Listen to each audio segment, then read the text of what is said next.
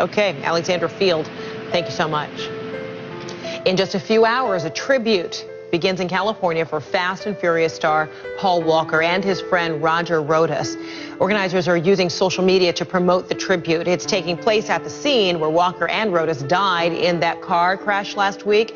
Let's go now to CNN's Paul Verkaman in Santa Clarita, where the tribute will be held. So, Paul, this isn't a so-called memorial service, rather a tribute that Walker's fans wanted to do for him at that very place, right?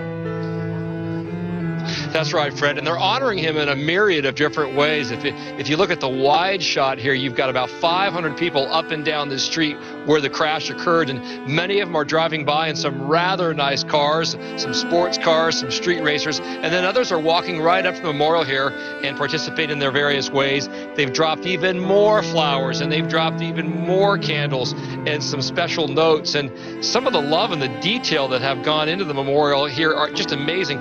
Look at this ornate frame. It's sort of a signpost, if you will, of Paul Walker's life. It shows the cars.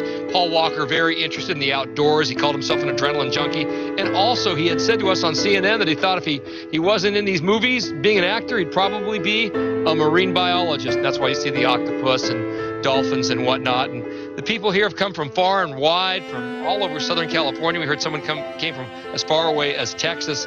And it's sort of a family affair here today because we're seeing a lot of mothers and sons. And, over here, we're going to show you a father and a daughter who made the Fast and Furious movies a part of their life.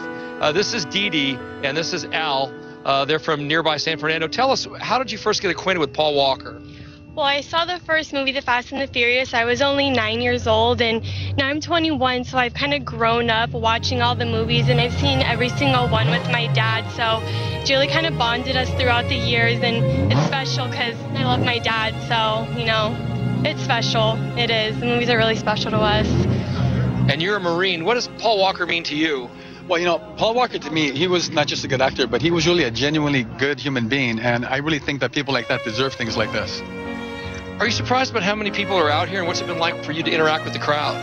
I'm not surprised because, as more and more has come out, it's just really shown what a good person he was and all the good things that he did. And it's nice to see everyone just come out and support him. And even Roger Rodas, too. It's so unfortunate that it happened to him and his poor kids. So, it's nice to see the support out here, and everyone seems, to be doing as good as they can. Great, I thank both of you so much for taking time out. And we should note it has been a very respectful and reverential crowd, people giving each other space, taking pictures, and saying whatever they want to. Remember Paul Walker.